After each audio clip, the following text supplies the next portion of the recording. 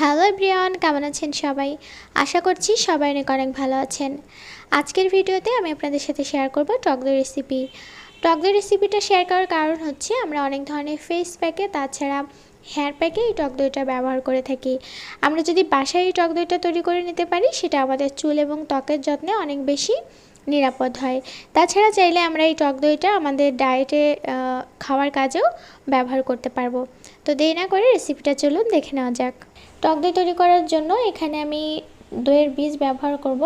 আপনারা বাজার থেকে সামান্য একটু টক দই কিনে আনতে পারেন বা 1 কাপ টক দই কিনে সেটা খেয়ে সামান্য একটু দই রেখে দিতে পারেন টক দই তৈরি করার জন্য।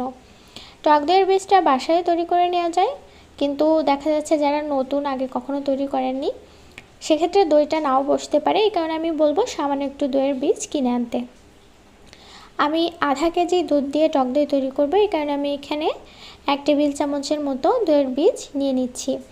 আর এটা থেকে অবশ্যই পানি ঝরিয়ে নিতে হবে, এজন্য আমি একটা ছাঁকনির ভেতরে বীজটা থেকে পানি ঝরিয়ে নিব। এখানে আমি আধা কেজি দুধ নিয়ে নিয়েছি, গরুর দুধ। এটাকে আমি জাল করতে থাকব এবং এই দুধে যাতে সর না পড়ে সেটা খেয়াল রাখতে হবে, এই কারণে অনবরত এটা নাড়তে হবে। আর এই দুধটাকে 350 ml করে নিয়ে তারপর নামিয়ে নিতে হবে। আপনি যদি 1 কেজি দুধ দিয়ে টক দই তৈরি করতে চান বা দই তৈরি করতে চান সেক্ষেত্রে 1 কেজি দুধ 750 ml করে নিতে হবে। এই সেম রেসিপিটা ফলো করে আপনারা মিষ্টি দইও বানাতে পারেন, সেক্ষেত্রে আপনারা এর ভেতর শুধুমাত্র চিনি অ্যাড করলে হয়ে যাবে। তো আমি আধা কেজি দুধ এখানে 350 ml করে নিয়েছি। এবার এই দুধটাকে একটু ঠান্ডা হতে দিব, হালকা কুসুম গরম হতে দিব। এদিকে আমি যে দইয়ের বীজটা ছাঁকনির ভেতরে রেখে দিয়েছিলাম সেটাকে নিয়ে নিচ্ছি এবং এই দইয়ের বীজটাকে খুব ভালোভাবে ফেটিয়ে নিতে হবে।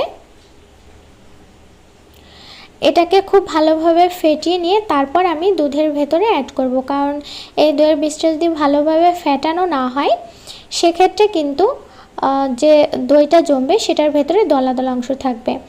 আপনার দুধটা যখন হালকা কুসুম গরম হয়ে আসবে তখন এখান থেকে সামান্য একটু দুধ নিয়ে এই দইয়ের বীজের ভেতরে দিয়ে দিতে হবে এবং এটাকে খুব ভালোভাবে মিশিয়ে দিতে হবে। আপনি কিভাবে বুঝবেন যে আপনার দুধটা কীরকম অবস্থায় আপনি এর ভেতরে দইয়ের বীজটা দিবেন? আপনি এই দুধের ভেতরে আঙুল ডুবিয়ে দেখবেন যে দুধটা হালকা ঠান্ডা হয়েছে কিনা, অর্থাৎ আপনি আঙুলটা এর ভেতরে ডুবিয়ে রাখতে পারছেন কিনা। আপনি যদি কয়েক সেকেন্ড পর্যন্ত বা কিছুক্ষণ পর্যন্ত আঙুলটা এই দুধের ভেতর ডুবিয়ে রাখতে পারেন তাহলেই বুঝবেন যে আপনার দুধটা দই বসানোর জন্য রেডি হয়ে গিয়েছে। কোনোভাবেই কিন্তু গরম দুধের ভেতরে দইয়ের বীজটা অ্যাড করা যাবে না, তাহলে দইটা কেটে যাবে বা নষ্ট হয়ে যাবে। এই কারণে দুধটা হালকা কুসুম গরম করে তারপরেই এর ভেতরে দইয়ের বীজটা দিয়ে দিতে হবে। এরপরে আপনি যে পাত্রে দইটা জমাতে চান সেই পাত্রে দুধটা ঢেলে নিতে হবে। আর চেষ্টা করবেন ঢাকনা আছে এরকম একটা পাত্র ব্যবহার করার জন্য। দুধটা আমি ঢেলে নিয়েছি, এরপরে ঢাকনা দিয়ে ঢেকে দিচ্ছি। এরপরে আমি একটা কড়াই ব্যবহার করব, ঢাকনা আছে যার, কারণ এখানে আমি ঢাকনা দিয়ে ঢেকে দিলে দুধটা খুব ভালোভাবে জমে যাবে। আর ঢাকনার যে ছিদ্রের অংশ সেটা অবশ্যই একটা কাগজ দিয়ে বন্ধ করে দিতে হবে। তারপর মোটা একটা টাওয়েল বা কাঁথা দিয়ে এভাবে ঢেকে দিতে হবে। আর এই দইটা জমতে সময় লাগবে 7 থেকে 8 ঘন্টা। 7 থেকে 8 ঘন্টার ভেতরে কিন্তু দইটা খুব ভালোভাবে জমে যাবে। আপনারা এখানে চাইলে হটপটও ব্যবহার করতে পারেন দইটা জমানোর জন্য। তো দেখা যাক 7 থেকে 8 ঘন্টা হয়ে গিয়েছে। আমি এখন কাঁথাটাকে সরিয়ে দেখব যে দইটা জমেছে কিনা। আর এই দইটা আপনারা চাইলে খাওয়ার কাজেও ব্যবহার করতে পারেন। তো দেখা যাক দইটা কেমনভাবে জমেছে। দইটা যদি খুব ভালোভাবে অর্থাৎ পারফেক্টভাবে জমে তাহলে দইয়ের উপরে কোনো কিন্তু পানি থাকবে না। আপনি যদি দইয়ের বীজ থেকে ভালোভাবে পানিটা ঝরিয়ে নেন সেক্ষেত্রে দইয়ের উপরে একটুও পানি জমবে না।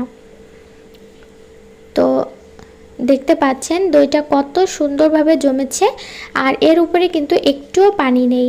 দইয়ের বীজটা খুব ভালোভাবে ঝরানো হয়েছিল, এই জন্য এর উপরে কোনো পানি জমেনি। আর দইটা যদি একদম পারফেক্টভাবে জমে আপনি যখন এই কৌটাটা উল্টা করবেন তারপরেও কিন্তু দইটা পড়ে যাবে না যদি ভালোভাবে জমে। তো দেখতে পাচ্ছেন কত সুন্দরভাবে জমেছে, এই কারণে কিন্তু দইটা পড়ছে না। আমি এখন 1 চামচ তুলে দেখাচ্ছি আপনাদেরকে। দেখতে পাচ্ছেন দইটা কত সুন্দরভাবে জমেছে।